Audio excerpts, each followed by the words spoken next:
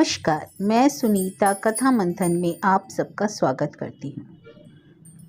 कथा मंथन में सुनिए आज एक प्रसंग शरद चंद्र चट्टोपाध्याय जी का।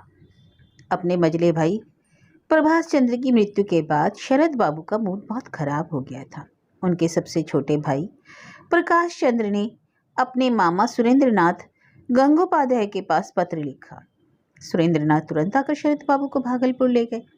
उन दिनों सुरेंद्र भागलपुर स्थित रामचंद्रपुर में रहते थे।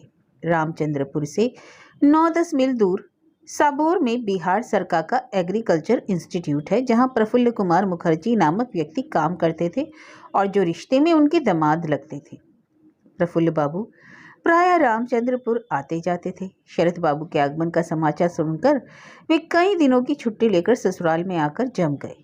प्रफुल्ल बाबू सरकारी नौकर होने तथा संपन्न परिवार के सदस्य होने के कारण थोड़े शौकीन मिजाज के तो थे ही, और प्रफुल्ल बाबू के आगमन के पूर्व से ही सुरेंद्र बाबू की पत्नी बीमार थी, इसलिए भोजन की जिम्मेदारी नौकरों को दे दी गई थी। प्रफुल्ल बाबू को नौकरों का खाना पसंद नहीं आ रहा था।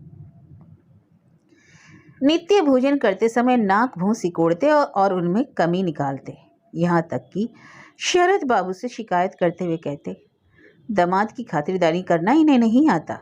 और रिश्ते के शरद बाबू प्रफुल्ल बाबू के साले लगते थे। और लगातार कई दिनों तक शिकायत सुनने के बाद एक दिन शरद बाबू बोले, प्रफुल्ल, क्या तुम्हें यह कहानी मालूम है? एक बड़े घर का लड़का जब पहली बार अपनी ससुराल गया था। कुछ देर सोचने के बाद प्रफुल्ल ने कहा, नहीं, मैं ऐसी कोई कहानी नहीं जानता। शरद बाबू ने कहा, अरे, इतनी प्रसिद्ध कहानी है और तुम नहीं जानते? तब सुनो। एक सज्जन के दामाद बड़े घराने के थे। उक्त सज्जन की आर्थिक स्थिति भी अच्छी थी। इस घर में दामाद पहली बार आया था, इसलिए खातिरदारी में कोई कमी नहीं थी। दामाद स्नान करेगा, उसके लिए कीमती टर्किश तौलिया खरीदा गया। सुगंधित तेल की शीशी, नया साबुन, ब्रश, पेस्ट आदि बाथरूम में रख दिए गए। दामाद ने सारी सामग्रियों को ध्यान से देखा। इसके बाद तेल की शीशी हाथ में लेकर कहा, यह क्या? मैं इस घर का दामाद हूँ, कोई ऐरा गैरा नहीं। मैं ये फुलेल तेल लगाऊंगा नहीं, यह नहीं हो सकता। मैं नया दामाद हूँ, मैं तो मोमबत्ती लगाऊंगा। जाओ, ले जाओ इसे। अब तो शरद बाबू की इस कहानी को सुनकर प्रफुल्ल बाबू चुप खड़े हो गए। उन्हें समझते देर नहीं लगी कि यह व्यंग उन पर ही किया गया है, और कहानी सुनने के बाद जितने लोग खड़े थे वहां पर मौजूद थे, सभी लोग हंसने लगे।